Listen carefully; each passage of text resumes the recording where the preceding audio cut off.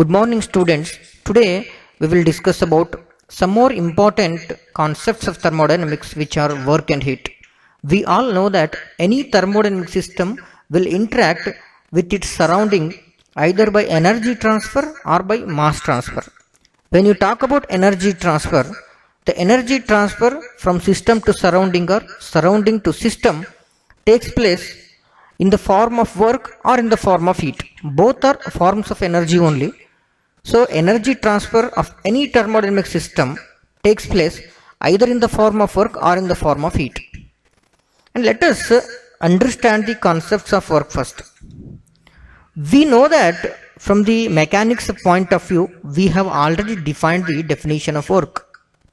From the mechanics point of view, the definition of work will be the work is done by a force as it acts upon body moving in the direction of the force. The product of the force and the displacement or the distance travelled parallel to the force is the magnitude of the mechanical work. Which means that we know the mechanics definition of work, that is work W equal to force into displacement, W equal to F into D. So this is the mechanics definition of work. But now as we are studying thermodynamics, defining the work in the thermodynamic point of view is at most important.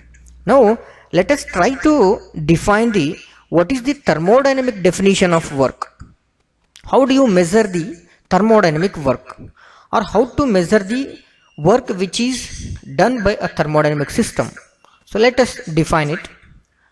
Work is said to be done by a system if the sole effect on the things external to the system can be reduced to the rising of a weight. Okay, this is the thermodynamic definition of work. But when you read out this sentence, you may not understand the exact concept behind the thermodynamic definition of work. To understand the complete meaning of definition of thermodynamic definition of work, let us assume here, okay, let us consider a diagram. So with that diagram, we will be defining the thermodynamics definition of work. Let us consider the battery and the motor, which is shown in the figure. The motor is driving a fan. Okay, you can observe in the figure here. Okay, so let us consider a battery and the motor. Okay, this motor is running by this battery, and this motor is connected with the fan. Okay, so battery motor system driving a fan. So this is nothing but the dotted line represent the system boundary. Okay, this total battery and motor, this both system constitutes a thermodynamic system. Now what's happening? The work is done by the system. You can observe here, because this is the system boundary. What is the dotted line represent the system boundary?